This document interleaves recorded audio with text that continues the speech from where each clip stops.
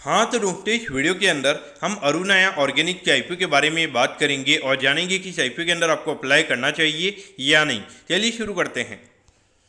तो देखिए, सबसे पहले हम ये जानेंगे कि ये कंपनी क्या काम करती है। ये जो कंपनी है 2010 में ये कंपनी स्टार्ट हुई है, यानी कि ऑलमोस्ट अगर हम बात करेंगे तो 14 से 15 साल ये कंपनी को स्टार्ट हुए हो चुके हैं।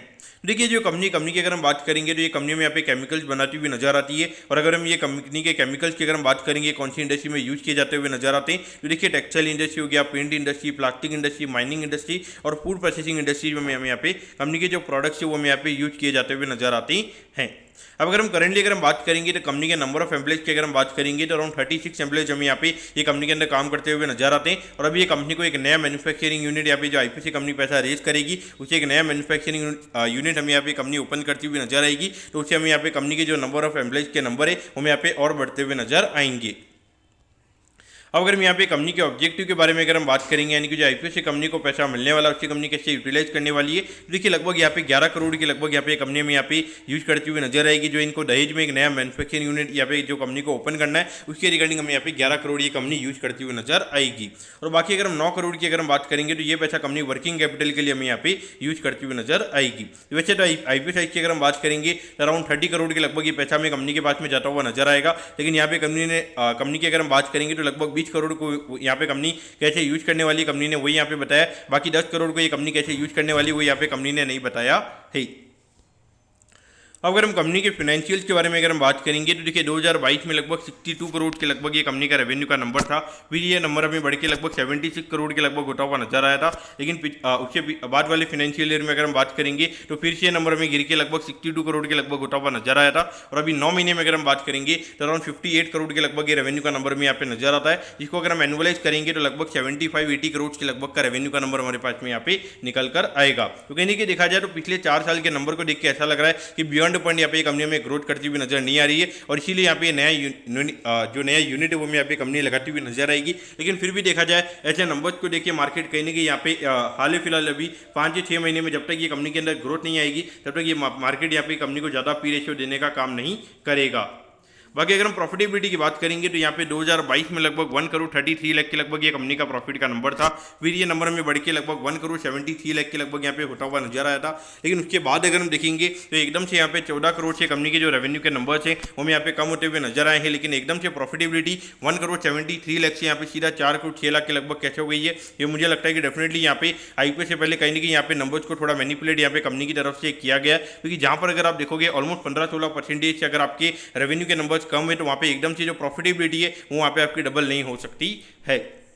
उसके बाद अगर हम बात करेंगे तो अभी 3 महीने के नंबर्स यहाँ पे लगभग 3 करोड़ 60 लाख के लगभग हमें यहाँ पे नजर आते हैं, जो कि इंडिकेट कर रहा है कि लगभग 5.5 करोड़ के लगभग का एनुअल प्रॉफिट हमें यहाँ पे कंपनी का होता हुआ नजर आ सकता है। अब अगर हम आईपीओ की डिटेल्स के बारे में अगर हम बात करेंगे तो देखिए 29 अप्रैल को ये आईपीओ में स्टार्ट होता हुआ नजर आएगा और 2 मई को ये आईपीओ में क्लोज होता हुआ नजर आएगा। अगर हम प्राइस बैंड के बारे में अगर हम बात करेंगे तो 58 के कट ऑफ प्राइस पे ये कंपनी में शेयर देती हुई नजर आ रही है। और 2000 शेयर का लॉट शेयर हमें यहाँ पे कंपनी का नजर आता है, यानी कि एक लॉट को अप्लाई करने के लिए 1,16,000 रुपये यहाँ पर आपको लगने वाली है।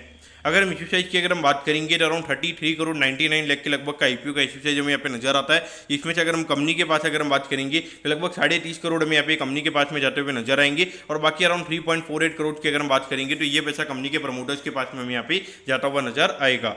अगर हम लिस्टिंग की अगर हम बात करेंगे तो एनएससी के एसएम प्लेटफॉर्म पे हमें यहाँ पे कंपनी लिस्ट होती हुई नजर आएगी। लेकिन यहाँ पर आपको लगेगा कि यहाँ पे प्राइस बैंड अगर ये कंपनी का ऐसा है तो यहाँ पे कहीं ना कहीं यहाँ पे 50% की लगभग क्यूआईबी का कोटा होगा। लेकिन यहाँ पे ऐसा नहीं है। यहाँ पे अगर हम क्यूआईबी कोटा की अगर हम बात करेंगे तो अराउंड 20% का ही क्यूआईबी कोटा में यहाँ पे नजर आता है। बाकी 40% अगर हम बात करेंगे तो रिटेल कोटा है और बाकी 40% की अगर हम बात करेंगे तो एचएनआई कोटा में यहाँ पे कंपनी का नजर आता है। और यहाँ पर आप लोगों को लग रहा होगा कि यहाँ पे जितने भी आईपीओ आ रहे हैं तो वहाँ पे रिटेल पोर्शन और एचएनआई पोर्शन भी यहाँ पे काफ़ी ज़्यादा क्यों है, क्योंकि कहीं ना कहीं अगर हम देखेंगे तो मार्केट में ये रिपोर्ट चल रही है कि जो अभी बीच में जितने भी यहाँ पे एचएमई आईपीओ आए थे तो वहाँ पे जितने भी यहाँ पे क्यूआईबी जो यहाँ पे अलग अलग एचएमई में हमें यहाँ पे पार्टिसिपेट करते हुए नजर आ रहे थे, तो कहीं ना कहीं बहुत सारी कंपनी में यहाँ पे फंस चुके थे, उनके पास में भी फंड अवेलेबल नहीं है। और इसी पॉइंट से अगर हम बात करेंगे तो इसीलिए यहाँ पे अभी जितने भी एचएमई आईपीओ आ रहे तो वहाँ पे क्यूआईबी इतने ज़्यादा इंटरेस्टेड नहीं है। तो जितने भी यहाँ पे आईपीओ आ रहे तो वो कहीं ना कहीं यहाँ पे ज़्यादा वहाँ पे पब्लिक पार्टिसिपेशन हमें यहाँ पे उनमें देखने को मिल रहा है।